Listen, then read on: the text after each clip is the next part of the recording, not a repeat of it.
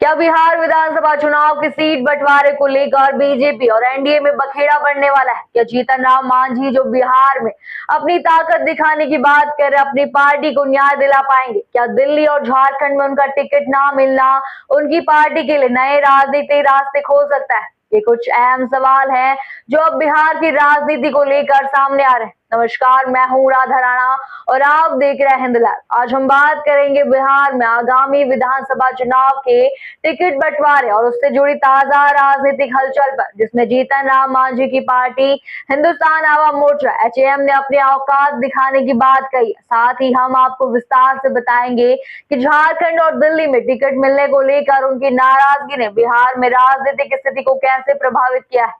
बिहार में विधानसभा चुनाव को लेकर राजनीतिक बयानों का दौर तेज हो चुका है।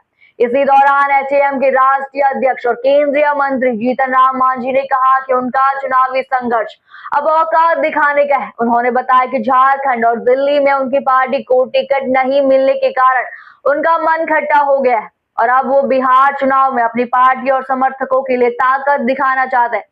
जीतन राम मांझी का यह बयान एक तरह से राजनीतिक प्रेशर पॉलिटिक्स के रूप में देखा जा रहा है। जहानाबाद में अपने समर्थकों से मिलते हुए उन्होंने कहा कि उन्हें झारखंड और दिल्ली चुनाव में नजरअंदाज किया गया और टिकट बंटवारे में उनकी पार्टी की औकात को लेकर सवाल उठाए गए। वो कहते हैं कि अगर हमें 4 रोटी की भूख है और हमें एक भी रोटी नहीं दी जाती तो हम अपने गार्जियन से रोटी की मांग तो करेंगे ही। इस बयान का मतलब साफ है कि मांझी अब बिहार में अपनी पार्टी की स्थिति और ताकत दिखाने को तैयार, ताकि यहां उनका सही हक मिल सके। इसके अलावा उन्होंने यह भी कहा कि बिहार चुनाव में अगर उनकी पार्टी को उचित सीटें नहीं मिलती तो इसका परिणाम और भी ज्यादा राजनीतिक तनाव का रूप ले सकता है। उनका दावा है कि उनके कार्यकर्ता 40 सीटों की मांग कर रहे हैं ताकि कम से कम 20 सीटें जीत सके। मांझी का यह बयान दर्शाता है कि उनका मन बिहार के चुनावी माहौल में अपनी पार्टी का मजबूत स्थान बनाने का है। उन्होंने कहा, हम नाराज नहीं है क्योंकि घर में रोटी की मांग तो गार्जियन से ही की जाती है, लेकिन अब उनकी मांग है कि बिहार में उनकी उचित स्थान और सम्मान मिले, जैसा कि झारखंड और दिल्ली में नहीं मिल सका। कई राजनीतिक विशेषज्ञों का मानना है कि जीतन राम मांझी के ये बयान एनडीए में सीट बंटवारे से पहले एक दबाव बनाने की कोशिश है।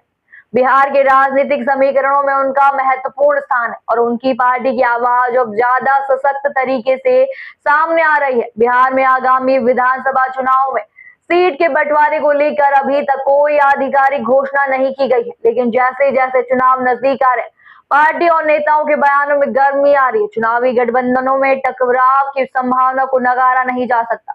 अब सवाल ये उठता है कि क्या जीतन राम मांझी की पार्टी के बढ़ते दबाव के चलते एनडीए बिहार चुनाव में अधिक सीटों का बंटवारा करेगा? क्या उनका यह दबाव एनडीए के लिए किसी बड़े बदलाव का कारण बनेगा? इन सवालों के जवाब चुनावी वक्त में ही मिलेंगे। फिलहाल के लिए इतना ही। बने रहिए हिंद लाइव के साथ और साथ ही हमारे चैनल को सब्सक्राइब करना ना भूलें और फेसबुक वेबसाइट पर फॉलो जरूर करें।